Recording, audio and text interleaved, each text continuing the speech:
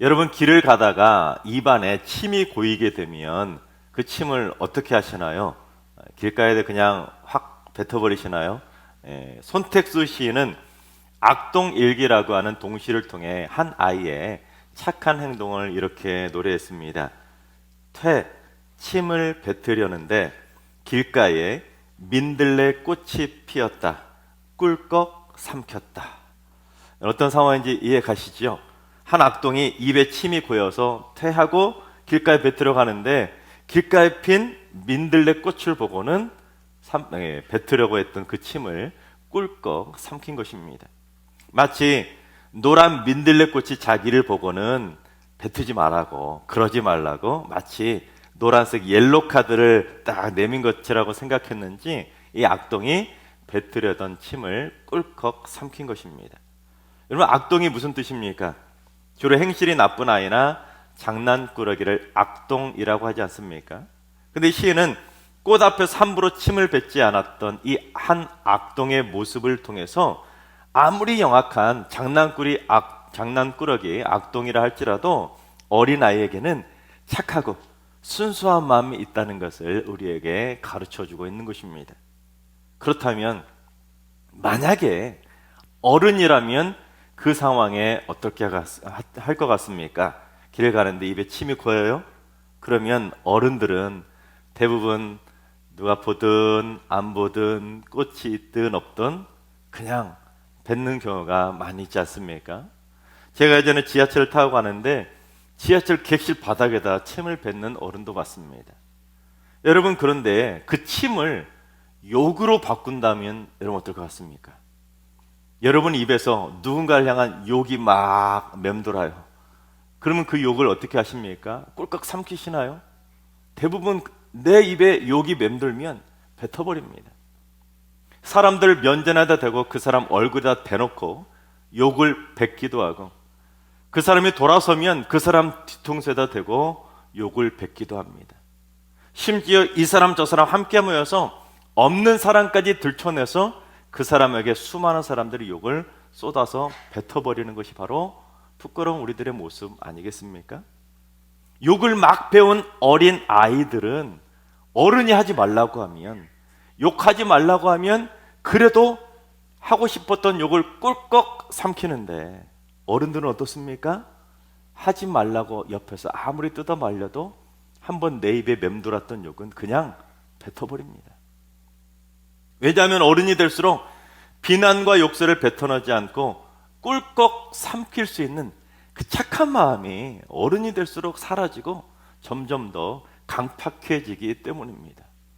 여러분, 어린 아이들에게 우리 어른들이 뭐라고 합니까?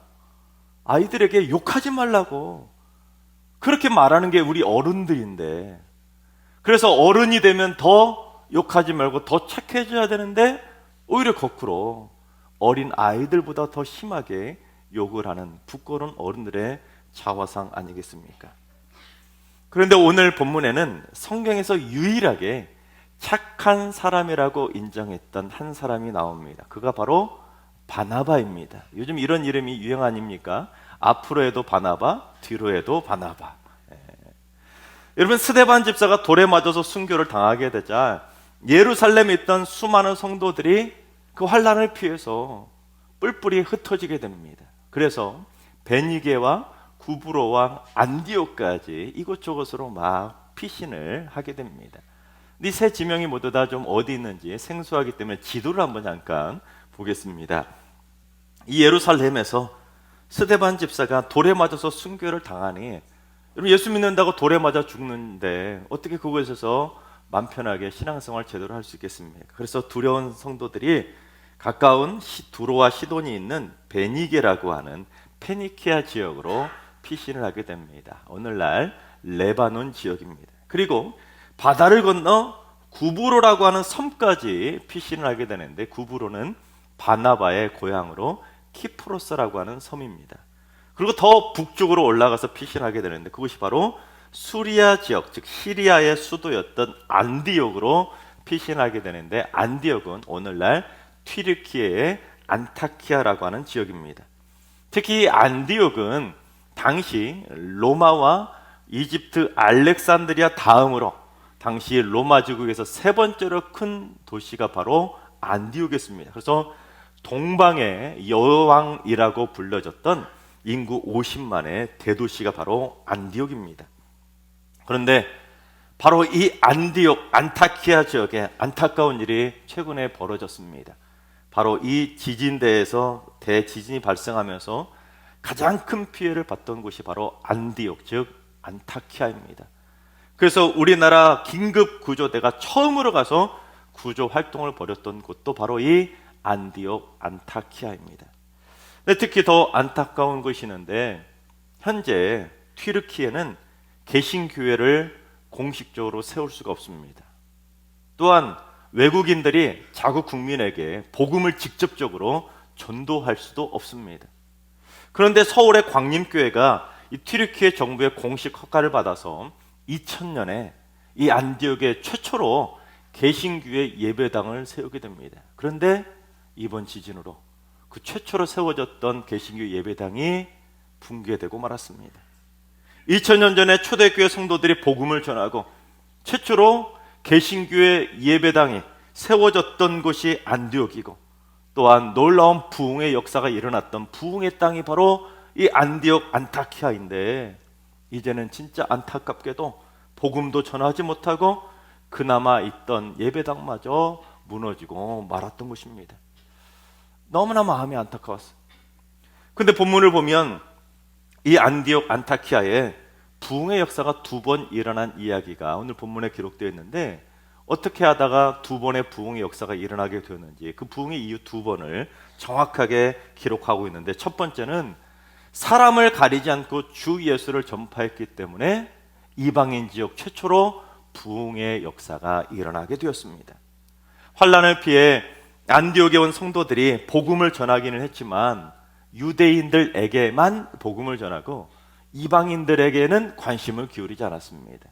즉 그들이 예수를 믿었는데, 예수를 믿고 하나님을 믿는 성도가 되었지만 그들은 아직도 선민의식과 율법의식에서 자유롭지 못한 그저 히브리파 유대인에 불과했던 것입니다.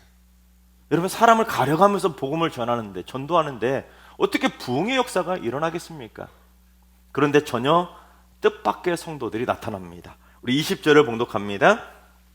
그 중에 구브로와 구레네 몇 사람이 안디옥에 이르러 헬라인에게도 말하여 주 예수를 전파하니. 구브로와 구레네에서 온 성도 많은 것도 아닙니다. 단 몇 사람이 헬라인에게, 즉 이방인에게도 복음을 전한 것입니다. 지금까지는 오직 유대인들에게만, 자기들끼리에게만 복음을 전했는데, 이제 구브로와 구레네에서 온 그 단 몇 사람이 그 편견을 깨트리고 유대인의 장벽을 뛰어넘어서 안디옥에 있었던 누구든지 그 많은 헬라인에게도 복음을 전하며 예수를 전파한 것입니다. 참고로 구브로는 조금 전에 지도에서 보여드렸던 바나바의 고향입니다. 그리고 구레네는 구레네 시몬으로 많이 알려지게 되었는데, 이집트 아래쪽에 있는 리비아의 한 도시가 바로 구레네입니다. 그런데 이 구브로와 구레네에서 온 이름도 없는, 오늘 성경을 보면 이름도 나오지 않는 단 소수의 몇 사람이 사람을 가리지 않고 이방인들에게도 복음을 전파한 것입니다. 그러자 어떻게 되었는지 우리 21절을 봉독해 봅니다. 주의 손이 그들과 함께 하심에 수많은 사람들이 믿고 주께 돌아오더라. 이름도 없는데, 그것도 많은 사람들 아니라 단 몇 사람인데, 그들이 사람을 가리지 않고 누구에게든지 주 예수를 전파하자 주의 손이 그들과 함께 하시자 바로 그곳에 수많은 사람들이 믿고 주께 돌아오는 이방인 지역 최초의 부흥의 역사가 일어나게 된 것입니다. 그렇습니다. 이방인 지역에 세워진 최초의 교회는 무슨 베드로와 같은 이름 있는 사도들이 세운 것이 아닙니다. 바울이 세운 것도 아니고 무슨 수백 명이 전도해서 함께 힘을 합쳐서 세운 것도 아니고, 이름도 없는 단 몇 사람에 의해서, 그들의 전도에 의해서 그 귀한 교회가 세워지게 된 것입니다. 심지어 이방인 지역에 일어났던 최초의 부흥의 역사도 이름 있는 사람들에 의해서 일어난 것이 아니라 이름도 없는 무명의 성도들에 의해서 부흥의 불길이 타오르게 되었던 것입니다. 내 이름을 알리려는 수백 명이 모인다고 해서 저절로 부흥의 불길이 일어나는 것이 아닙니다. 설령 이름이 없는 무명이어도 우리가 사람 가리지 않고 누구에게나 담대하게 주 예수를 전파하면 그곳에 주의 손이 함께 하셔서 부흥의 역사가 일어나게 된다는 사실입니다. 내가 생각할 때 저 사람은 교회 갈 만해, 저 사람은 돈도 많이 쓰니까 헌금도 많이 할 거니까 같으니까 저 사람 전도하면 좋겠네, 저 사람은 나하고 친하니까 같이 교회 다니면 교회에서도 행복하게 신앙생활 하겠네. 그렇게 생각하는 건 착각이고, 그 사람이 주께 돌아오고 말고는 주님께서 하실 일이고, 우리는 절대로 사람 가릴 것이 아니라 이 사람이든 저 사람이든 누구든지 가리지 않고 담대하게 그에게 주의 이름을 전파하면 그곳에 주의 손이 함께 하셔서 그들이 하나님의 품으로 돌아가게 될 줄로 믿습니다. 바라옵기는 우리 모두 사람을 가리지 않고 많은 이들에게 주의 이름을 전파할 수 있기를 바랍니다. 그래서 내 이름이 아니라 오직 주의 이름을 전파할 때 우리에게 주의 손이 함께 하셔서 안디옥 교회처럼 수많은 사람들이 믿고 죽게 돌아오는 부흥의 역사가 일어나게 되기를 주님의 이름으로 축원합니다. 두 번째는 착함 때문에 부흥의 역사가 일어나게 되었습니다. 이방인 지역에서 부흥의 역사가 일어나고 있다는 그 놀라운 소문이 예루살렘 교회에 전달되게 됩니다. 그러자 예루살렘 교회에서 바나바를 안디옥으로 보내게 되죠. 그래서 바나바가 이 안디옥에 가서 딱 보니까 그곳에 하나님의 은혜가 막 쏟아지는 것입니다. 그래서 바나바가 너무 기뻐서 환난을 피해 그 안디옥까지 피신을 왔던 그 성도들에게 굳센 마음을 가지고 주님만 의지하라고, 주와 함께 머물러 있으라고 그들을 따뜻하게 격려를 해주게 됩니다. 그러면서 성경은 두 번째 이방인 지역의 부흥의 역사를 기록하는데 우리 24절을 봉독해 봅니다. 바나바는 착한 사람이요 성령과 믿음이 충만한 사람이라 이에 큰 무리가 주께 더하여 지더라. 바나바가 착한 사람인데 성령과 믿음이 충만한 사람이라는 것입니다. 근데 그 뒤에 뭐라고 붙어 있습니까? 이에는 무슨 말입니까?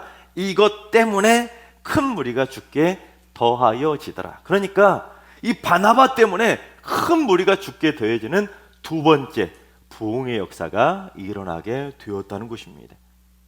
특별히 24절 말씀을 헬라어로 보시면 첫 단어가 뭐냐면 무엇 때문에라고 하는 이유 접속사 호티라고 하는 단어가 첫 번째 단어입니다.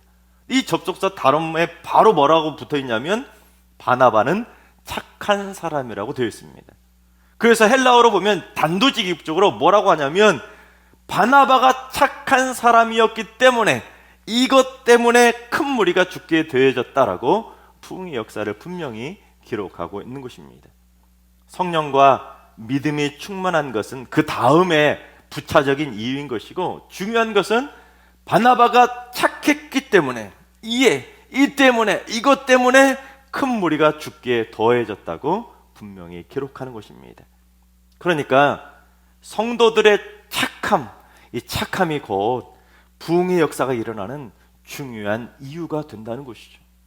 최초의 이방인 교회였던 안디옥 교회는 스데반의 착함 때문에 이에 부흥했다는 사실을 절대로 잊어서는 안 되는 것입니다.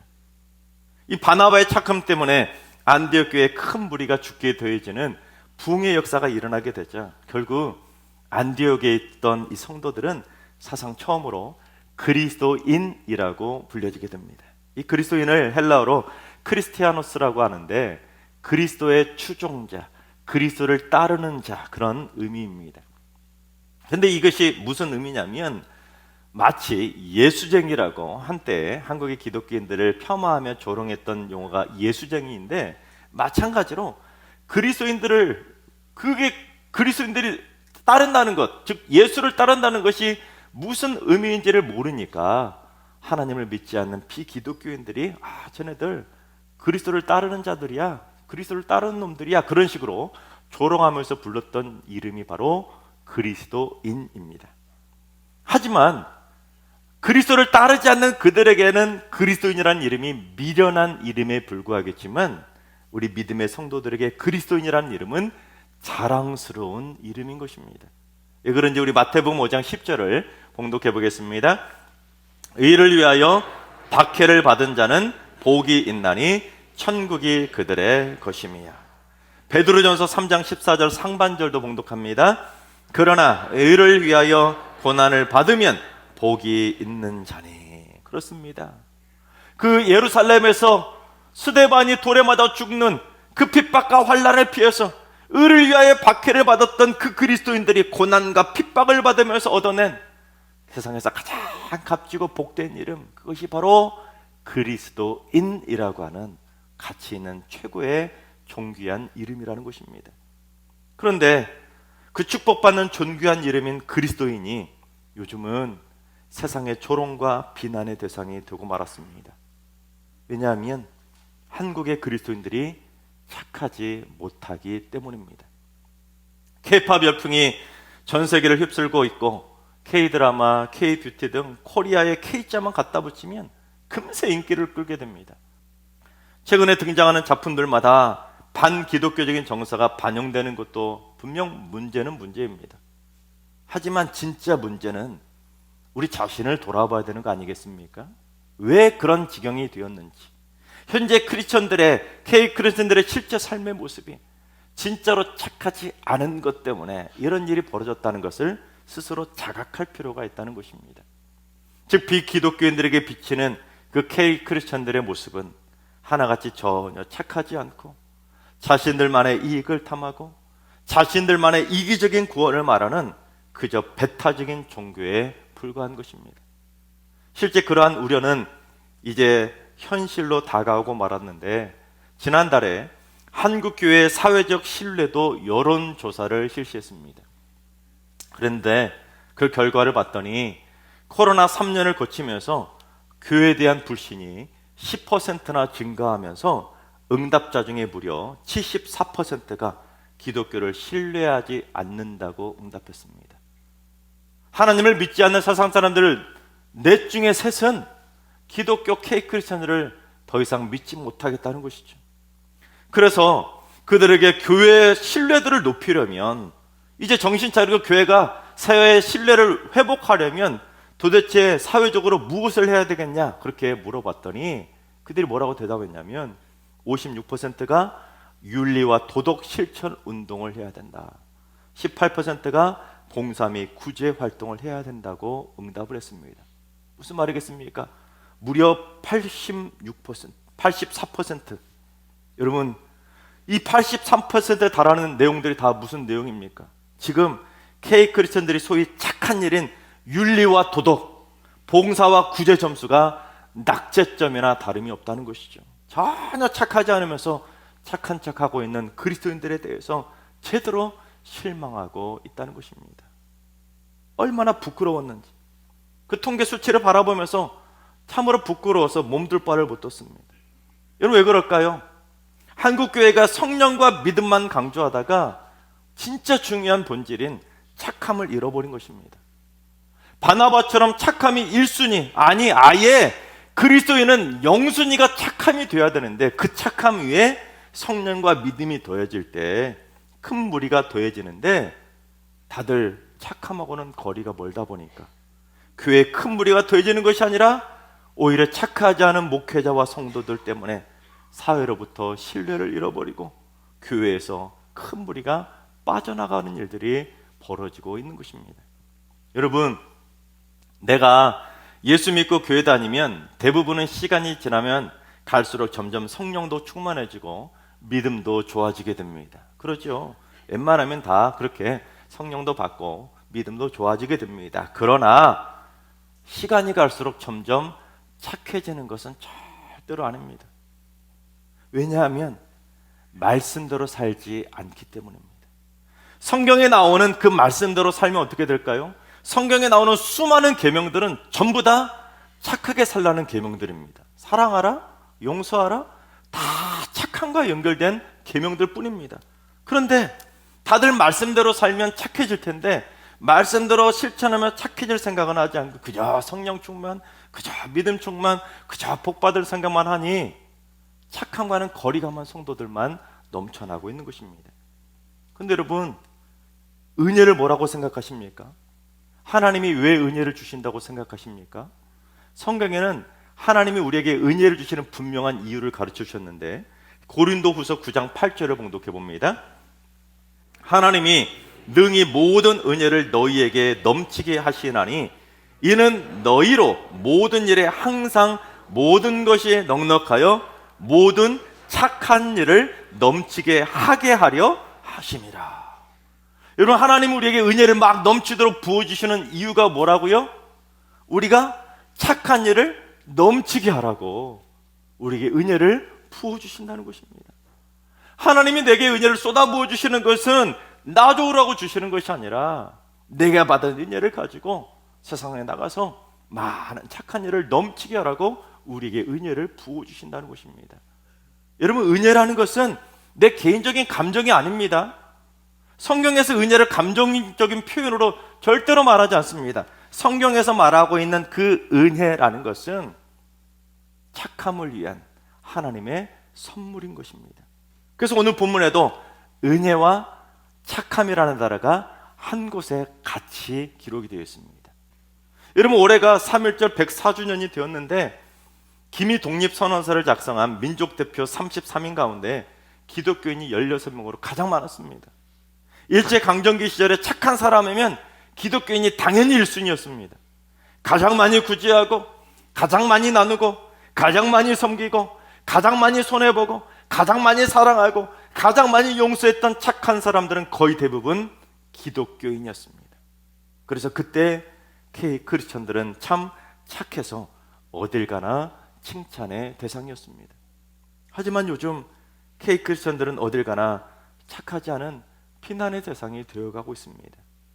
여러분, 우리 한번 나도 바나바처럼 그렇게 되게 해달라고 간절히 기도하는 마음으로 오늘 보면 24절 말씀 한번 믿음으로 선포했으면 좋겠습니다. 24절에 바나바의 이름, 여러분 화면에 보시면 동그라미 있는 부분에 자기 이름 석자를 넣어가지고 우리 믿음으로 한번 선포해 보겠습니다. 시작! 박규성은 착한 사람이요 성령과 믿음이 충만한 사람이라. 이에 큰 무리가 주께 더하여 지더라. 아멘. 믿음대로 우리 모두 착한 그리스도인이 될 줄로 믿습니다. 조동화 시인의 나 하나 꽃이 되어라는 시가 있습니다. 나 하나 꽃이 피어 풀밭이 달라지겠냐고 말하지 말아라. 내가 꽃피고 나도 꽃피면 결국 풀밭이 온통 꽃밭이 되는 것 아니겠느냐.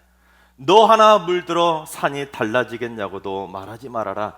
내가 물들고 너가 물들면 결국 온 산이 활활 타오르는 것 아니겠느냐.